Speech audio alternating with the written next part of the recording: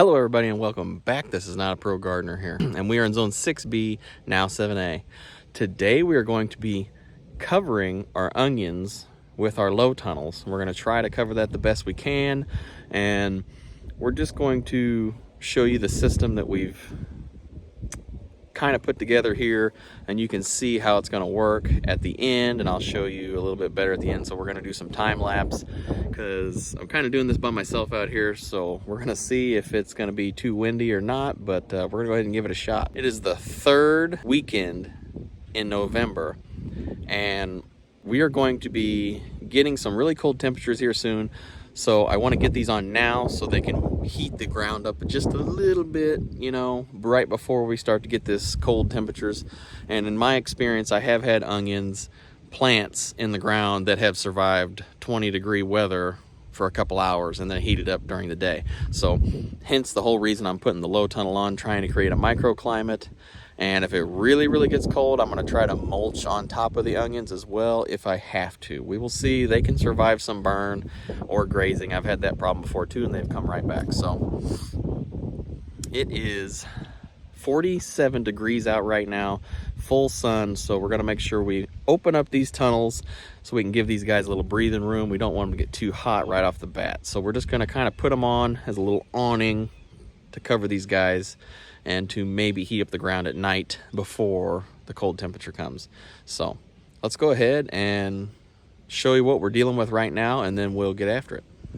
All right, so as you can see, I already have one on, and I'm going to try to hurry up and talk about this a little bit because the wind's slightly starting to pick up. So we'll talk about it in depth after I'm done, but we're going to go ahead and get the plastic on this hoop here, and we're going to talk about it. So I'm going to bring you over here and just kind of show you what we're doing here. So,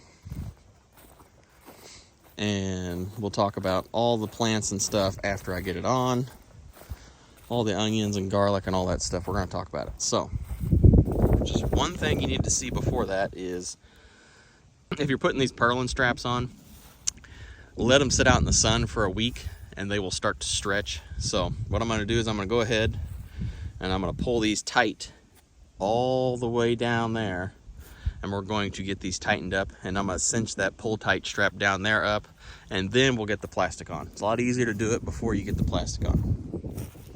So let's get after it.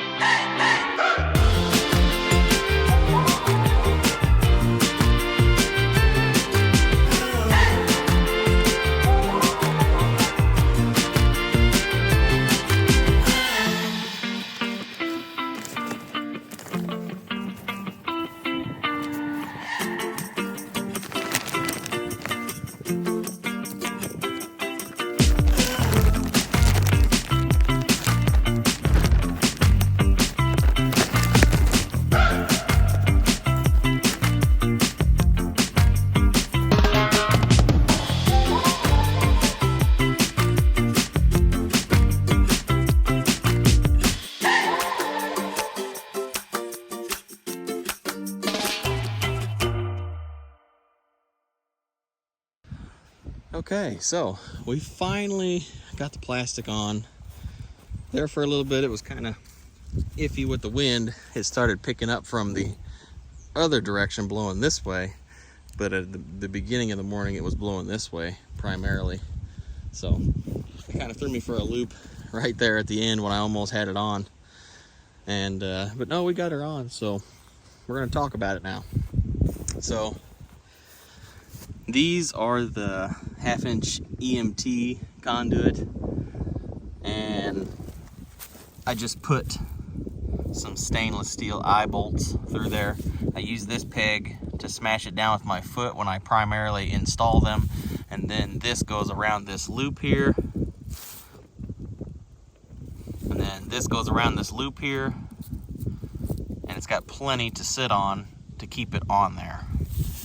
Last year I didn't have no problems with it coming off. Didn't have no problems with it coming off last year. Now, these purlin straps, I got those from Farmer's Friend. I think I ordered a 130-foot long strap with some, they got like little buckles, little cinch buckles that you tie on here and you tie on down there. And I just used some canopy tie downs for wind. Got them sunk down in the ground pretty good. Little PVC to keep it from being pulled through, and a really, really strong zip tie. Make sure you have extra zip ties. Make sure you have extra zip ties in case you need to cut one and start over, because I had to redo this one to pull it tighter. So just make sure you have some extra zip ties if you're going to do it. And bungee cords.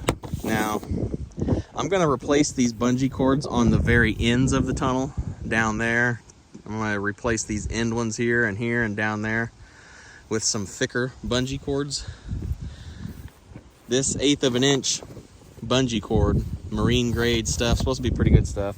It shouldn't degrade, and it worked really well for frost fabric, but for the plastic I'm thinking I need to use these beefier ones. I put these in the middle. Well, let me start down here. First I anchored down the middle with 2 more. Oh my goodness, the camera's just going nuts. I anchored down in here, the middle of the tunnels, about 25 feet roughly to 30 feet in, with another set of those canopy tie downs that you anchor in the dirt. And I just wrapped it around those like so, and anchored it down over there as well. And it didn't do too bad. You know, I needed a longer strap, but I had a rope, so I just made it work. But that ought to help keep the middle anchored down in case, because I want to leave it up like this to air out, you know, and I can just slide it down. If you see, I can just slide the plastic down or up to wherever I want it to be, really, you know. And I can slide the plastic up and down to benefit the ventilation that I desire, and at night I could close them down really quickly. And the bungee cords, these 1/4 inch thick bungee cords, I believe is what they were. It comes, you know, you can get it in a roll, and I just cut it and tie and double the end over, you know. And these are a lot better. The 1/4 inch is the way to go if you're using plastic on these low tunnels. And then you don't have to have sandbags, you don't have to have boards or any weights down here. The only thing that I would change is if I make any more of these hoops, which are like supposed to be 5 to 6 foot across for a 30-inch bed and 10-inch to 12-inch walkways, I smashed the bottoms of them flat so they would stab into the ground easier, because at my other location, the heavy clay soil is just hard to, you know, penetrate.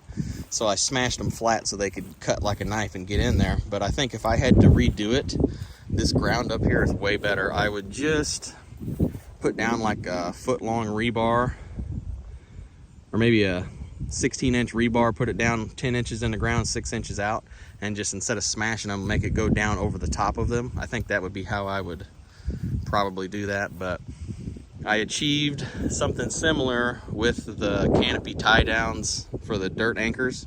I mean the dirt anchors, not the canopy tie downs. They're They're dirt anchors to tie down your canopy, but I think I achieved that by putting those two in the middle.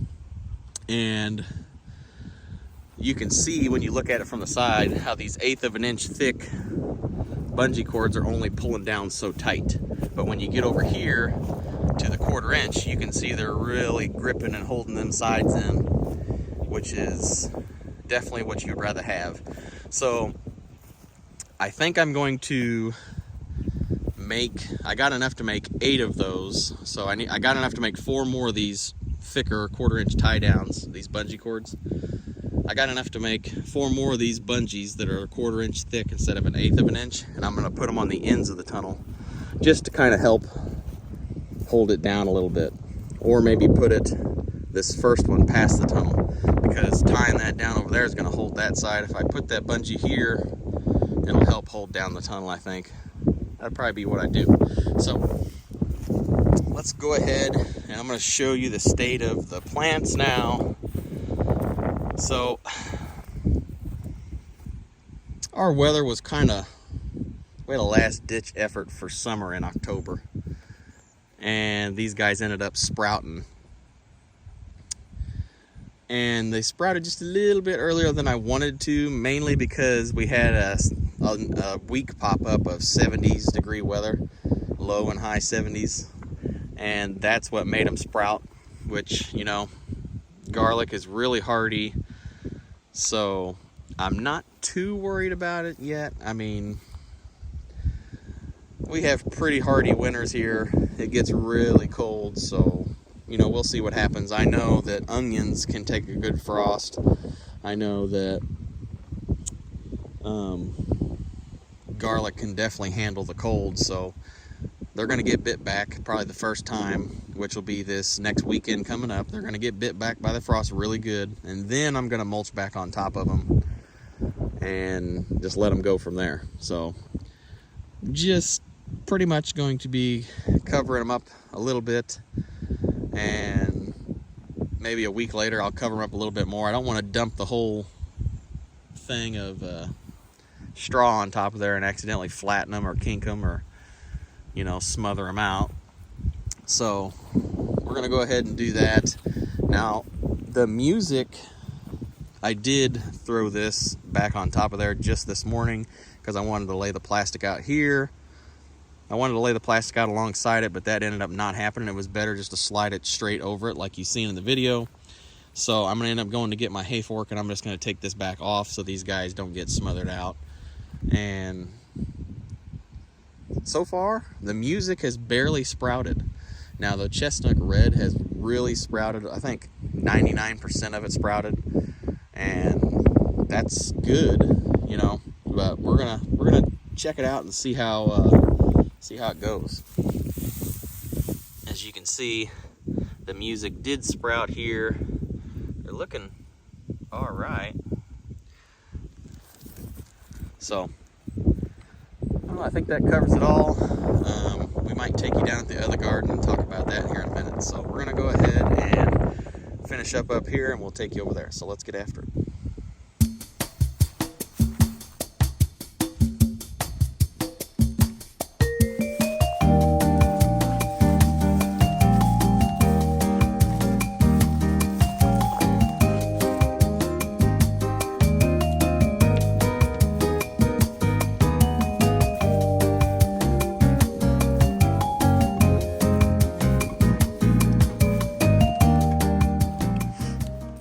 So we're going to start up here at the garage garden plot. Got a nice little cover crop going. We got the tunnel closed, so I'm going to take you around here and show you what we got. Okay, so I'm going to try to do this while recording, just to show you what it looks like in here. So I got a little short video on how I kind of got this set up. But I got my door so snug that I got to use both hands to open it. So I pull it towards me, and then I just slightly pull the string up, and then it drops the pin. Oh, camera's stuck. There we go. The chickens are in here. Now, I'm gonna try to rotate their little roosting makeshift setup here. I'll be rotating that around to kind of get an even distribution if I can. But got their water set up, food set up. Got their little house set up here like this. Still collect the eggs. Nice little easy home for them in the winter, because whenever it gets cold, instead of putting another thick plastic tarp around their house and the other plot over there, I just decided to cull the tomatoes early and stick them in here, and they really like it in here. So that's all that is. All right, so I'm going to try to go ahead and close this back up here.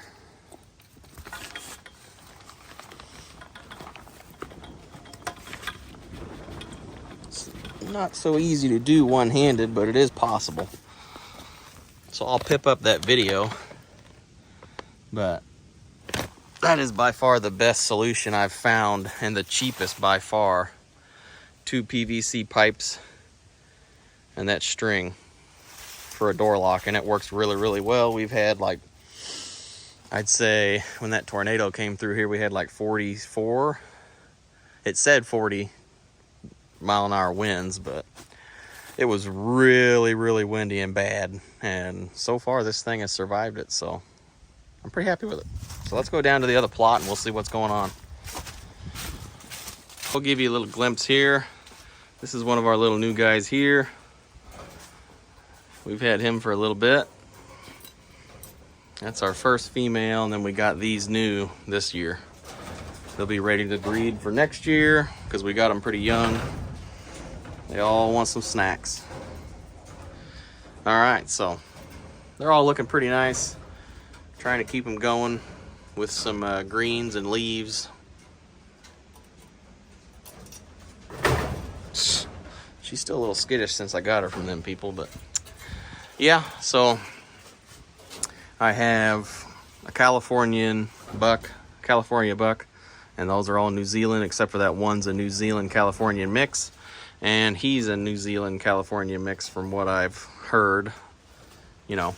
So trying to do a specific breed here next year for actually semi-professional meat rabbits for us and maybe a friend or a family member, you know, etc., etc. So, and man, when you feed them guys plenty of grass and leaves and stuff, they put out the manure, which is exactly why I love having them. So let's go ahead and check out the garden. All right, so these are my radishes here that I direct seeded.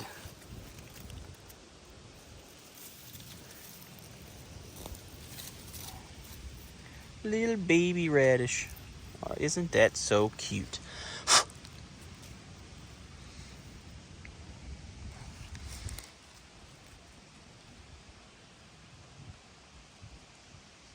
A little baby radish. They are getting so close. In about a week's time, they'll probably be pretty darn near close to thinning size. So I'll probably come through and thin some out for like a salad or something, or just to try to roast in the oven. These are pretty awesome potato substitute. And it's nice to have stuff growing in the ground. So as you can see, all the spinach is kind of spotty germination, but that's just because of the inconsistency of seed size.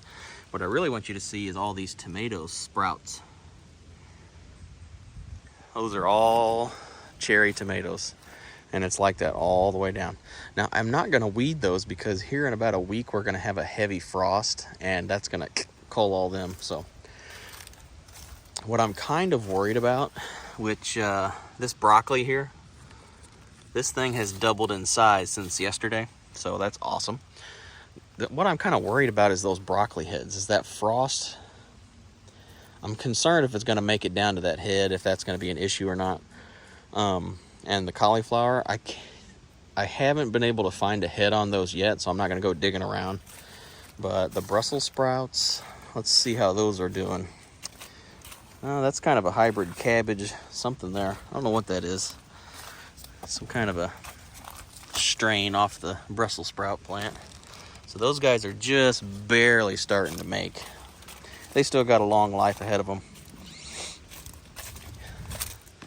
As you can see, let me get in here, they're just barely starting to make some heads there, which is fun. They're gonna love this cold weather. Now this is the ugly part of the garden here, don't mind me, but I got my beets still in here. I'm probably should harvest those because it's gonna be like 27, maybe freezing rain. So I'm probably gonna end up harvesting those. I don't really want to, but I'm probably gonna harvest them. You know, I might put some frost cloth over them just to see if I can leave them in, so we'll see what happens. We got our leftover carrots, which is probably gonna end up being a cover crop. You know, there's a lot of biomass right here, and I have this little local native rabbit that just keeps coming in here and decimating these guys. But what they're really decimating is my blackberry plants I got over there. Them rabbits and the deer they're relentless. They care less about everything except for those blackberry plants. They love those. So we got a little bit of cleanup left to do. As you can see inside the greenhouse, it's pretty hot. I'm trying to keep it hot in there, and I'm trying to build up the heat. Let me show you the ugly part of the garden. There goes the rabbit right there. I actually have a overwintering or a resprouting celery plant. I let some celery seed in here and it's coming back, and I actually got some kale that's coming back. I'm kind of doing this as a, we're doing this as a video for later on about, we're going to talk about it one day. So yeah, that's why that's like that. And here we have our green garlic. We planted this a couple weeks ago, me and the kids, and got this stuff in. It's just barely starting to sprout, so I'm just going to leave it like that. I ain't going to mess with it. I'm just going to let it go and see what happens. So all in all, the stuff in the garden's looking pretty good. Rosemary and the thyme's kicking. And I got some stuff in here. We don't have time today to harvest my turmeric, but I might harvest it another day and pip up a little video with this video or something like that. So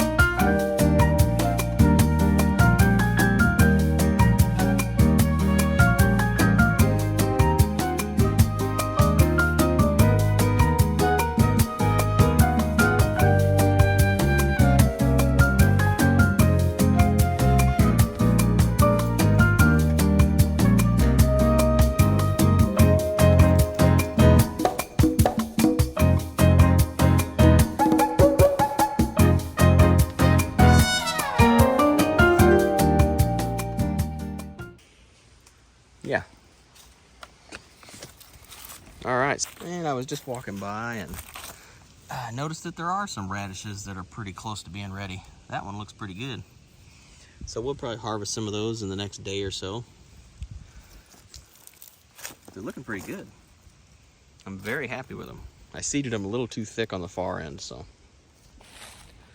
And this is Not a Pro Gardener here. Don't forget to like, share, subscribe. And if you take anything away from my videos, or you learn anything, or it's just good production value, share it with your friends, like it, and don't forget to subscribe to keep up with current events. I'm going to try my best to keep you up to date. So like and share, don't forget to follow, and I'll see you next time out here in the garden. Have a great day.